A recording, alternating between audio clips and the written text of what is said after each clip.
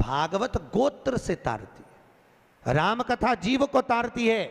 पर शिव महापुराण कहती है अगर शिव पुराण की कथा में अगर माताएं और पुरुष वर्ग अगर कथा को सुनते हैं तो माता के पक्ष की 7 पीढ़ियां और पुरुष वर्ग के पक्ष की 7 पीढ़ियां बिना गोत्र के ही तर जाती है। शिव महापुराण की कथा बिना को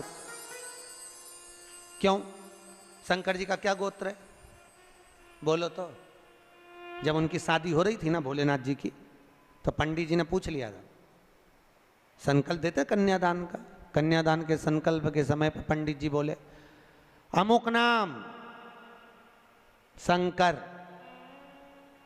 पिताजी का नाम शंकर, दादाजी का नाम बोलो शंकर, परदादा का नाम शंकर। इतने में पंडित जी को बुरा लग गया। पंडित जी ने सोचा बताओ ब्याह करने आया है कि नशे में आया है?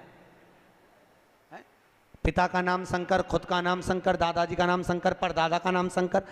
इतने में तुरंत पंडित जी उठ के खड़े होकर हिमालय राज से बोले, वहां भोलेनाथ जी के सम्मुख में हिमालय राज से बोले, हिमालय राज ये कैसा दूल्हा, अपनी लड़की को तुम्हें इसके साथ भी आ रहा, नशेले के साथ, गंजेड़ी भंगेड़ी के साथ, इसे इतनी सूझ नहीं कि अपने पिताजी का नाम क्या है।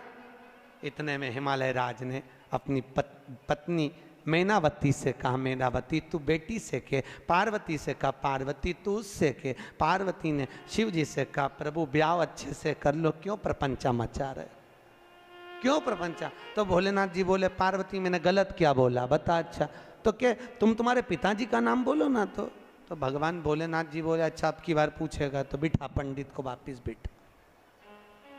पंडित वापिस बैठा, फिर संकल्प चालू, अमुक नाम शंकर, पिताजी का नाम शंकर, दादाजी का नाम अरे बोलो शंकर, गोत्र शंकर।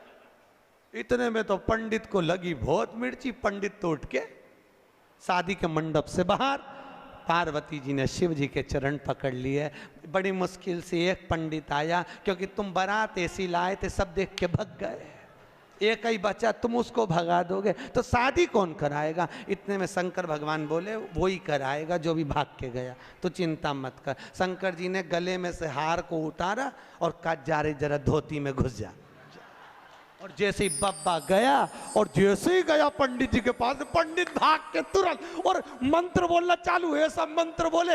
इतने में पार्वती बोले ये तो नॉन स्टॉप बोले जा रहा है। भोलेनाथ जी बोले अब तो पूरी भांवर करा के चुप होगा, तू चिंता मत कर, बोलने दे। अब बोले ही जाए बोले ही जाए बोले ही जाए बोले ही जाए, चुप ही नहीं हो। पार्वती बोले मर जाएगा टेका जाएगा बापड़े के। इतने में शंकर जी बोले तू चुपचाप बोल, वो तो बोलने दे। तो कब रुकेगा? भोलेनाथ जी बोले जब पूरी भांवर हो जाएगी, जैसे ही अपन बैठेंगे वैसे ही बटन दबा देंगे, क्लियर बात, तो चिंता बोले जा बोले।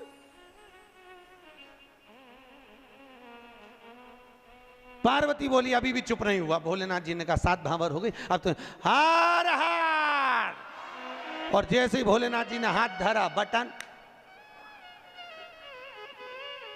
अब नहीं बोला कुछ भी। शंकर जी ने पूछा पंडित जी दक्षिणा,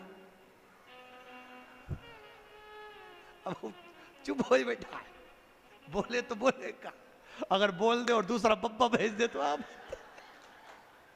बोल के कहा आप तो बोल लेना दक्षिण कहलवा।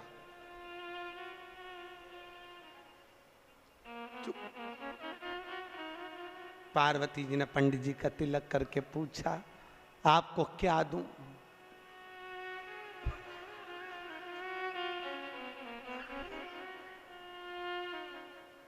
हिमालय राज पूछे पंडित जी कुछ तो ले लो।